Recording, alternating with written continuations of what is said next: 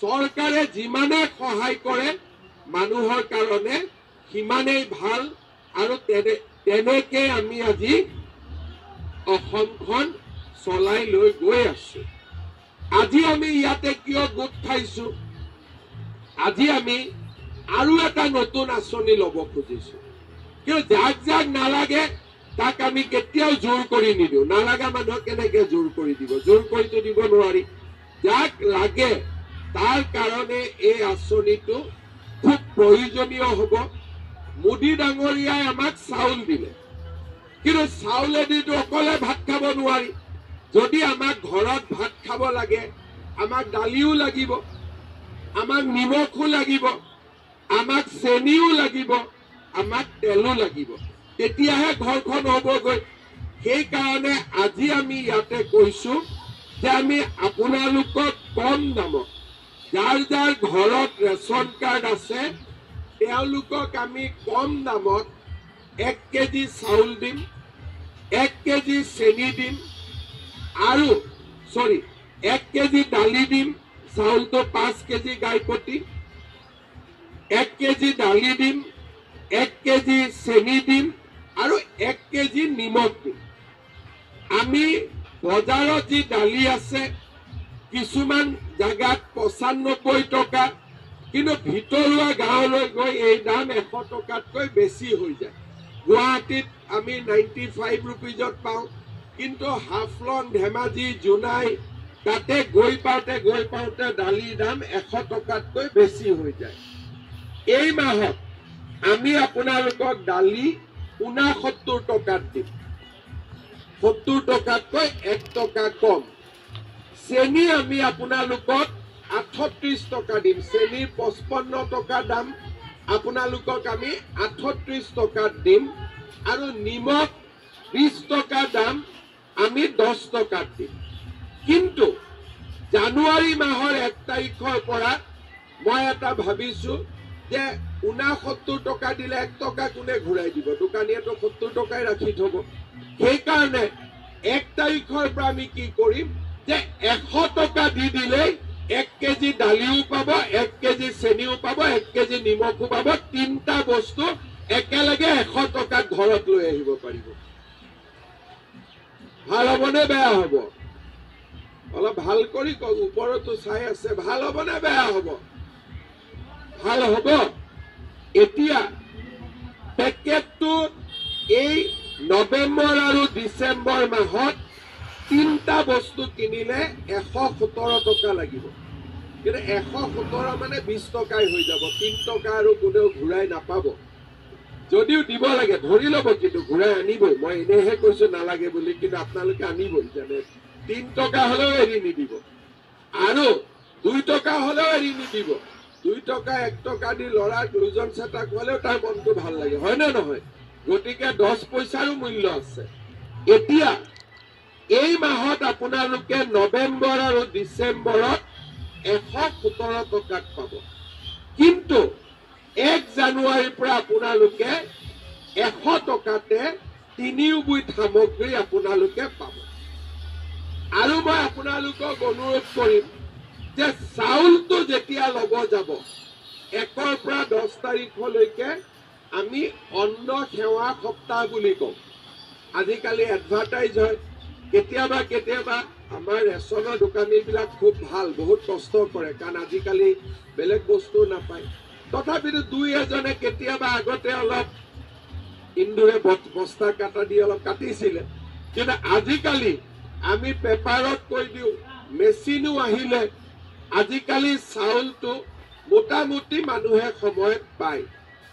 এইবাৰৰ পৰা এই মাহত আজিৰ পৰা আমি দিম 20 তাৰিখলৈকে, কিন্তু অহা মাহৰ পৰা চাউল বিনামূলীয়া, দালি 1 কেজি, নিমখ 1 কেজি, চাউল আৰু চেনি 1 কেজি 100 টকা এটা দি আপোনালোকে ঘৰত লৈ আহিব। তাৰমানে দুখীয়া মানুহে ঘৰখন চলাবৰ কাৰণে চাউলো পালে, দালিও পালে, নিমখো পালে, চেনিও পালে। 100 টকাত অন্তত কিছু চিন্তা মূৰৰ পৰা আঁতৰি গ'ল। ভাল হ'বনে বেয়া হ'ব? এতিয়া আপোনালোকে কওক। গোটেই অসমতে যিমান ৰাইজ ৰখি আছে মই সবকে সুধিছো নিশ্চয় ভাল হ'ব হয়নে নহয় এতিয়া ইয়াৰ লগত মোৰ আৰু দুটা কাম কৰিব ইচ্ছা আছে যদি ভগৱানে কৰে গেছৰ দাম উজলা হলে 550 টকা কিন্তু যদি উজলা কাৰ্ড নাই গেছৰ দাম হৈ গল 950 1000 টকা গতিকে দুখীয়া মানুহে কিনিবৰ কাৰণে কষ্ট পায় সেই কাৰণে আমি খুব সোনকালে গেছ কিনিলে মোদী ডাঙৰীয়াই যেনেকে একাউণ্টত টকা দি দিয়ে আমিও গেছ কিনিলে 250 টকা আপোনালোকৰ একাউণ্টত সোমাই দিম ভাল হ'বনে বেয়া হ'ব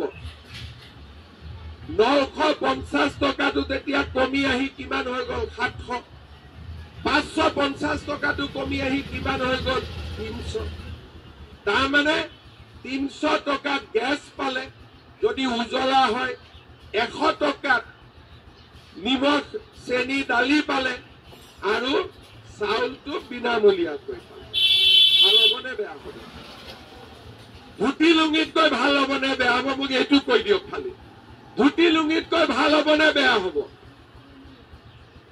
আজি দুখীয়া মানুহক যদি চৰকাৰে নাচাই কোনে চাব আপোনালোকে আমাক ভোট কিয় দিয়ে আপোনালোকক চাবৰ কাৰণেতো ভোট দিয়ে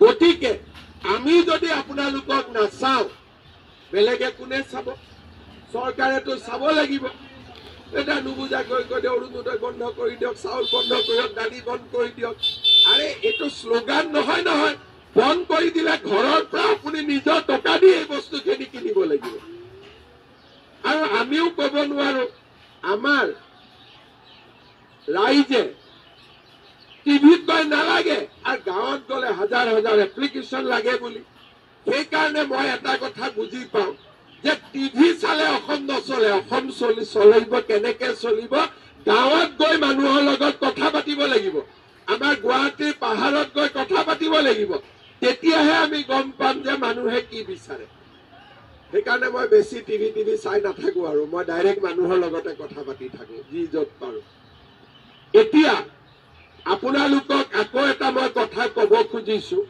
এইখিনি বস্তুটো হৈ গ'ল এতিয়া মোৰ মনত লাগে গেছো হৈ গ'ল দালিও হৈ গ'ল চেনিও হৈ গ'ল নিমখো হৈ গ'ল চাউলো হৈ গ'ল অৰুণোদয়ো পালো বৃদ্ধ পেঞ্চনো পালো বিধৱা পেঞ্চনো পালো যদি 1 লিটাৰ কৰি আমি মিঠাতেল পাই যাওঁ ঝামেলা খতম হৈ যায়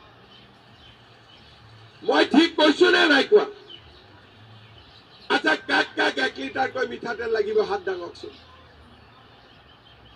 আপুনি লাগিব হা চাকৰি বাকৰি নাই গতিকে এইটোৱে লাগিব ঘৰত কাম কৰি খায় এতিয়া আমাৰ কংগ্ৰেছৰ নেতাসকলে মোক কয় মিঠাতেল মুখ্যমন্ত্ৰী তেতিয়া মই কওঁ যে মিঠাতেলটো কিমান ডাঙৰ বস্তু এইটোতো কংগ্ৰেছে বুজি নাপায় মোৰ মনত আছে ঘৰত যেতিয়া আগতে মই সৰু আছিলো যেতিয়া জ্বৰ উঠে মায়ে মিঠাতেল গৰম কৰি নহৰু দি তেল মালিচ কৰে নে নকৰে আজিও আপোনালোকে কৰে নে নকৰে আৰু মাকে ঘৰৰ বাচ্চাক মিঠাতেল দি মালিচ কৰি গৰমত দিয়ে নে নাই ৰ'দত দিয়ে নে নিদিয়ে দিয়ে নে মই ঠিক মোৰ বহুত পুৰণা হলতো 55 বছৰ হৈ গ'ল গতিকে মই সৰু কালৰ কথা কৈছো কিন্তু আজিও এইটো নিয়ম আছে নে নাই বাচ্চাক মিঠাতেল দি মালিচ কৰা জ্বৰ উঠিলে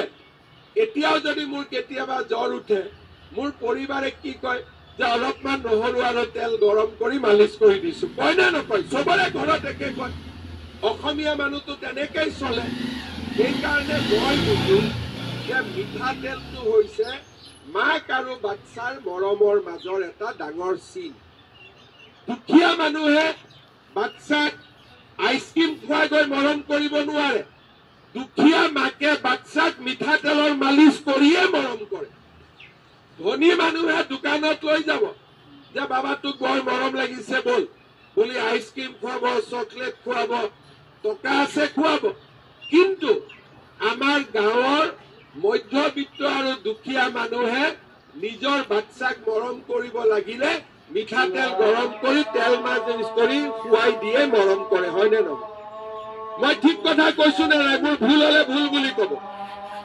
আবুসকলেতো ভাল কৰি জানে। আবু মই ঠিক কৈছো নে নাই? কৈছো, ঠিক কৈছো নহয়? গতিকে এই কথাবিলাক আৰু এনে সাংবাদিক বিলাক গাঁৱৰে, গুৱাহাটীত আহিলে কি হাৱা পানী লাগি যায় জানো, গাঁৱৰ কথাবোৰ পাহৰি যায়। গুৱাহাটীত আহিলে কৈ হাৱা পানী সোমাই যায় মই বুজি নাপাওঁ। কয় মিঠাতেল নালাগে। আৰে মিঠাতেল নহলে দালিটো কেনেকে খাবি? মিঠাতেল নহলে আলু ভাজিটো ক'ৰ পৰা খাবি? ছানফ্লাৱাৰ তেল আনিব লাগিব ইংলেণ্ডৰ পৰা, কিন্তু আমাৰতো আৰু ইংলেণ্ডত কোনো নাই, আমি ক'ৰ পৰা এতিয়া আনিম? গতিকে আমাৰ কাম হল যে এইবাৰতো চাউল দিলো, দালি দিলো, নিমখ দিলো, চেনি দিলো, অৰুণোদয় দিলো, নিযুত মইনা দিলো, প্ৰধানমন্ত্ৰী আয়ুষ্মান ভাৰত দিলো, মুখ্যমন্ত্ৰী আয়ুষ্মান ভাৰত দিলো, গেছো দিম, অহাবাৰ জিকাই দিব মিঠাতেল দিম।